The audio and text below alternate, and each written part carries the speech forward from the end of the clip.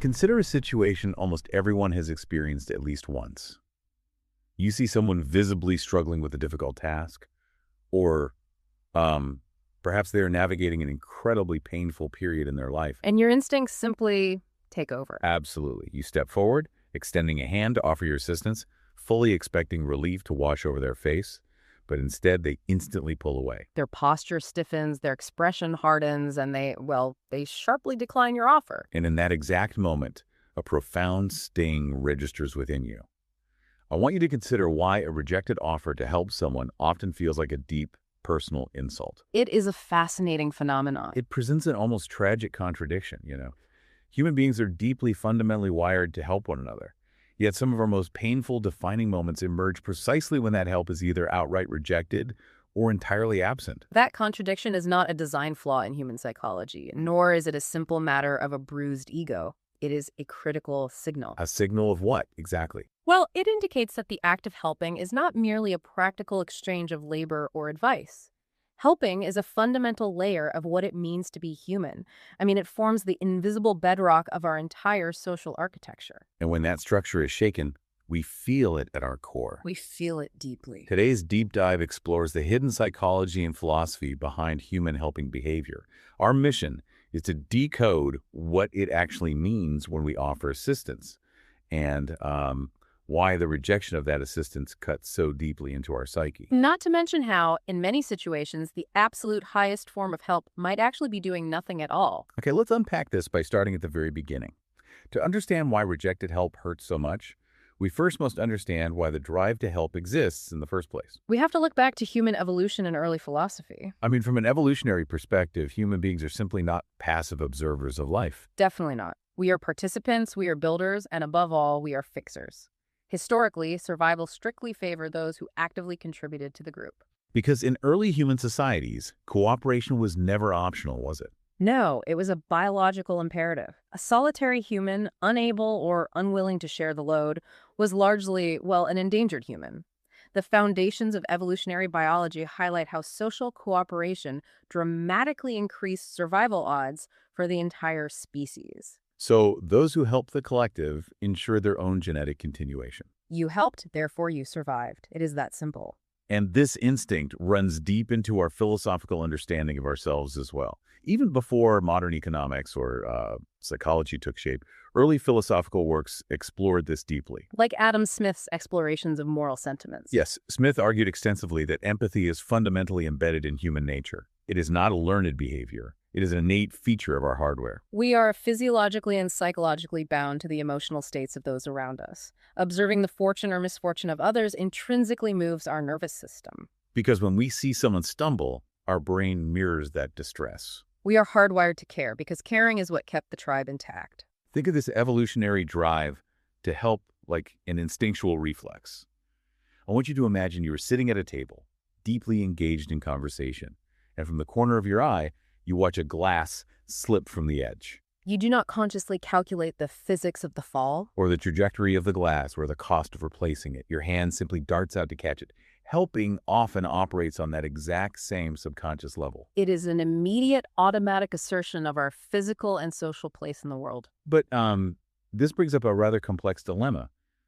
If we derive our life's meaning primarily from being useful, does that trap us in an endless cycle where we constantly need problems to justify our own existence? What's fascinating here is that this drive for utility served as the baseline of human action long before productivity became a modern cultural obsession. So it is an ancient mechanism. Very ancient. We evolved to feel a powerful surge of neurochemical reward when we solve a problem for the tribe. Helping absolutely affirms our place in the world. It provides tangible proof to our subconscious mind that we matter to the collective. However, when we transition from a prehistoric tribe facing physical survival threats to a modern society facing largely psychological and emotional challenges, that ancient drive to be useful must find new outlets. We begin searching for glasses to catch, even when nothing is falling.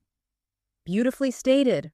We invent problems to solve. Because our existence is so tightly bound to this concept of usefulness, the act of helping inevitably transcends mere problem solving. This leads directly into the psychological transaction happening entirely beneath the surface of these interactions. The hidden currency. Yes, help is actually a form of connection disguised as utility. That is the precise dynamic at play. When you offer help to someone, you are not merely offering a logistical solution to their dilemma. You are offering relevance. You are offering profound, undeniable acknowledgement. The subtext of your offer is a powerful declaration to the other person. You are saying, I see you, I understand your struggle, and I possess the capability to contribute to your well-being. Let us contrast that underlying meaning with the specific types of pain we experience surrounding the concept of help. There is the pain of being ignored when you actively ask for help. Which is devastating. It creates a chilling feeling of invisibility and unmet need. You are standing in the center of the room, waving your arms, and the world looks right through you. It is a profound sense of isolation. But then there is the pain of being turned away when you offer help.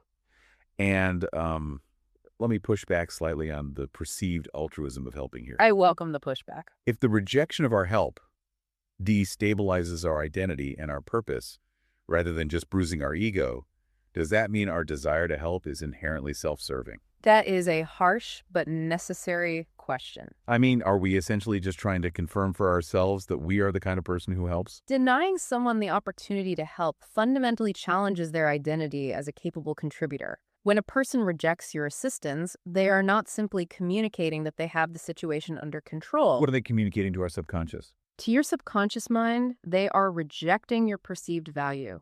They are declining your offer of connection. Wow. That explains why the pain bypasses surface-level ego and strikes directly at our sense of purpose. We construct our self-worth around our ability to positively impact others. When that impact is denied, we are left holding this currency of connection with nowhere to spend it. We're forced to quietly question our utility to the tribe. And if our identity is inextricably linked to being a helper, this creates a deeply dangerous psychological trap. We cannot stop fixing things. We enter a phenomenon that we can accurately call Uberdrive. Action itself becomes an addiction. I mean, humans do not merely solve problems when they naturally arise in the environment. No, because we are driven by this need for relevance, we actively seek out problems to solve to satiate that evolutionary drive. This behavioral loop explains why individuals frequently interfere in situations where they are entirely unneeded. It explains the prevalence of unsolicited advice at dinner parties. Or the relentless, exhausting attempt to fix people in our lives who have demonstrated absolutely no readiness or desire for change. We become addicted to the dopamine hit of perceived utility. Here's where it gets really interesting. I want you to imagine a master mechanic who works in a garage. A master mechanic. Yes, and this mechanic derives their entire sense of self-worth from fixing broken cars. It is their passion, their livelihood, and their identity. So they're Telos, in a way. We will get to Telos, but yes.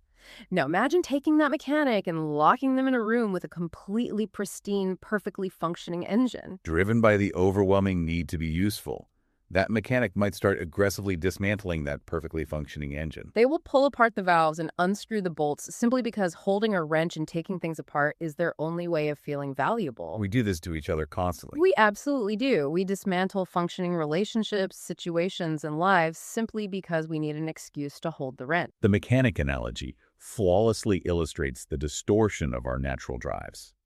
You mentioned Telos a moment ago. Yes, the philosopher Aristotle wrote extensively about the concept of telos. Telos is the inherent idea that everything in existence has a designated purpose, an intrinsic nature, or an ultimate end goal. To use a classic example, the telos of an acorn is to become an oak tree. And you do not need to pry the acorn open to help it grow. You merely provide the soil and the environment, and its nature takes its course. Modern society, however, severely distorts human telos. We operate under the flawed assumption that our ultimate purpose is constant action, constant fixing, and constant intervention. We believe we must pry the acorn open. We chronically confuse movement with meaning. We assume that if we are not actively interfering, we are not contributing. If we connect this to the bigger picture, we begin to realize that our relentless intervention often disrupts the natural growth processes of others. Which leads us to a highly challenging philosophical concept. Sometimes, the absolute highest form of help is deliberate restraint. Refraining from action requires significantly more emotional regulation and maturity than jumping in to fix a problem. Because you have to endure the discomfort of watching the process unfold naturally. And this distortion of constant action clashes violently with the realities of contemporary society. We find ourselves living in a unique modern paradox regarding independence and support. We exist in an era dominated by hyperconnectivity, yet we are simultaneously ruled by intense cultural narratives of self-sufficiency. People fiercely desire independence. They want to be seen as highly capable and autonomous individuals. Yet they simultaneously crave deep support and connection. They seek autonomy, but they feel profoundly isolated by it. Because of this complex modern landscape, offering help is no longer a simple gift, freely given and received. It has evolved into a highly complex, nuanced psychological negotiation. A negotiation that requires strict alignment. For help to be successfully received, rather than feeling like an intrusive attack, four crucial elements of alignment must be met. The first element is timing. You must offer the assistance at the exact moment the person is receptive to it. This cannot be dictated by when it is most convenient for you to give it. Timing is critical because a solution offered too early often feels dismissive of the person's struggle. If someone is still processing the emotional weight of a problem, handing them a 5-point action plan feels incredibly alienating. They need to sit with the reality of the situation before they are ready for the mechanics of the solution. That brings us to the second element, trust. Trust is fundamental. The recipient must inherently believe your help comes completely without hidden conditions, strings attached, or silent judgments about their competence. Without absolute trust, the offer of help feels like a Trojan horse. The person receiving the help will constantly wonder what this assistance will cost them in the future. Will you use this favor against them? Will it alter the power dynamic in the relationship? Trust ensures the help is viewed as a bridge, not a trap. The third element is readiness. The person must actually be prepared to change their situation. You cannot care more about someone's recovery or progress than they do. If you attempt to drag someone toward a solution before they have decided they are ready to move, Your help will be met with profound resistance. You will expend massive amounts of energy only to breed mutual resentment. the fourth and final element is ego. The help must be offered in a way that meticulously preserves the dignity and the autonomy of the person receiving it. You cannot swoop in like a savior and expect gratitude if your entrance makes the other person feel small. This makes me wonder about our daily interactions. I mean, why do we continually assume our willingness to help instantly overrides the other person's readiness or ego? We spot a problem, we possess the solution, and we charge in completely blind to those four pillars. We do it without thinking. How can we better read the room before stepping in and asserting our solutions onto someone else's reality? We make that aggressive assumption because our evolutionary drive commands us to act, and our ego actively demands the validation of being the savior.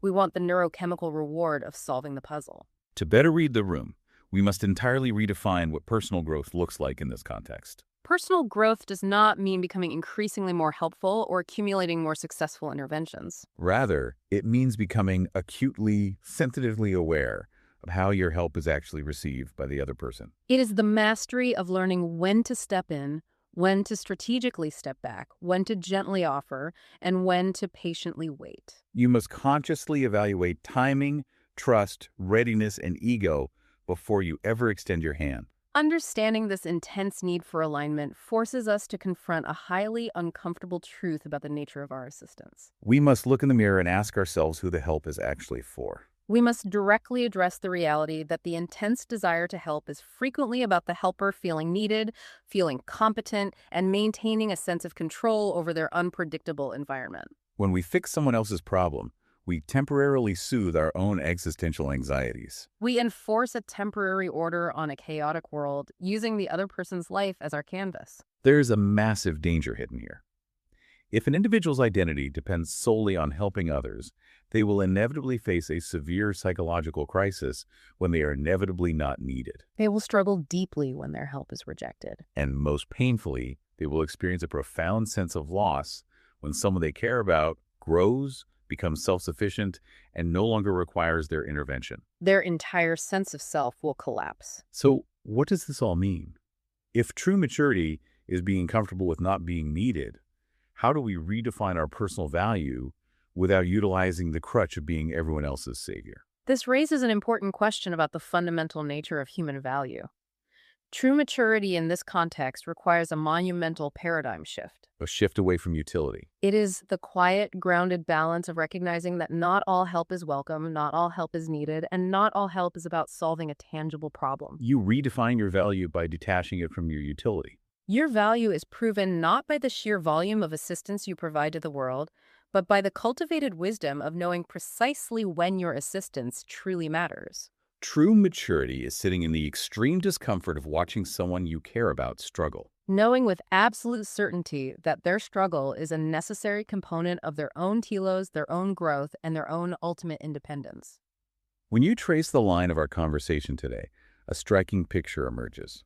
We started with the ancient survival instincts of early humans, recognizing that our compulsion to constantly fix each other is deeply rooted in keeping the tribe alive. We examined the hidden psychological currency of connection, where offering help is simply a way to declare our relevance. We analyzed the danger of modern overdrive, where we treat perfectly functioning situations like engines meant to be dismantled just to justify holding the wrench. The distortion of our natural purpose leads us to mistake frantic movement for genuine meaning. Deliberate restraint often becomes the most profound, difficult form of support we can offer someone. We must continually remind ourselves that sometimes the most powerful help imaginable is simply being present. It is offering silence in an incredibly loud world. It is holding space and allowing others the necessary, dignified room to struggle, to learn, and to ultimately find their own solutions. As we conclude this deep dive, I want to leave you with a final, unexamined concept to ponder independently. Consider the psychological phenomenon of anticipatory grief in the context of helping. Anticipatory grief is the profound anxiety we feel about a future loss, a future pain, or a future failure. When we frantically rush in to fix a loved one's problem, aggressively sweeping obstacles out of their path before they even encounter them, we must ask ourselves a difficult question. Are we actually just trying to soothe our own internal anxiety about their potential failure? The next time you feel that overwhelming instinctual urge to step in and fix a situation for someone else, I ask you to pause and rigorously evaluate your own motives. Is your next offer of help truly an act of unconditional love for the other person, designed to empower them? Or is it merely an act of emotional self-preservation for yourself, designed to alleviate your own discomfort with their struggle? Thank you for joining us on this deep dive into the hidden complexities of human nature, and we encourage you to carry these questions forward into your daily interactions. Thank you for tuning in to this episode of the Deep Thoughts Podcast. I hope you found insights and inspiration to take with you on your journey of self-growth. If you enjoyed the show, be sure to hit the subscribe button so you never miss an episode. And don't forget to follow us on social media to stay updated on new releases and exclusive content. See you next time, where we'll continue to help you grow and explore your full potential.